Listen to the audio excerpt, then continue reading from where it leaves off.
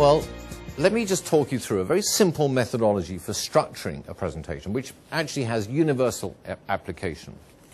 So let me just kick it off by talking you through a very simple structuring mechanism here. Okay.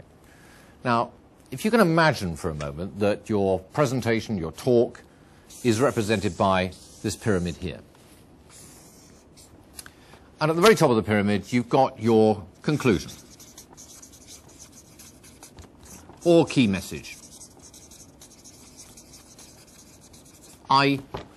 What's it really all about? You know, that one most important thing that you want these guys to walk away with, the very essence of the whole story. And at the bottom, you've got the background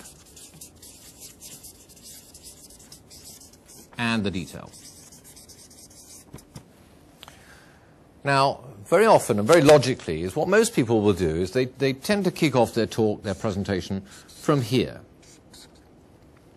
And essentially, it's an attempt to take an audience through what is a very logical and deductive process to some sort of key message or a conclusion. Very logical to say the deductive route. The trouble is, though, if you start to do that, then you're going to run into a number of problems. And the first problem is that all too often, because the audience, more often than not, is not aware of what that is, i.e. what your message is really all about, very quickly you can start to generate a reaction in the mind of the audience, which is one that we're all familiar with, but it's not a very favorable one. And it's that reaction of, oh, come on, get to the point, will you? Like that sense of frustration. Doesn't seem to have a point, doesn't seem to be going anywhere. And we all know how quickly that sort of feeling comes upon us. Subordinates are great at it, aren't they? You know, they come to your office, they start talking about this, I did that, the other, and all the rest of it. And inside 30 seconds, what are you dying to say to them? Get to the point, will you? Well, that is your point.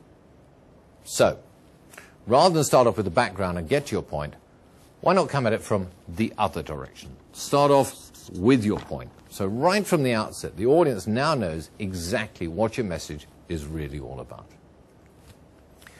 And then continuing now from this direction, the next level down, which in effect become your key supporting arguments, they come next.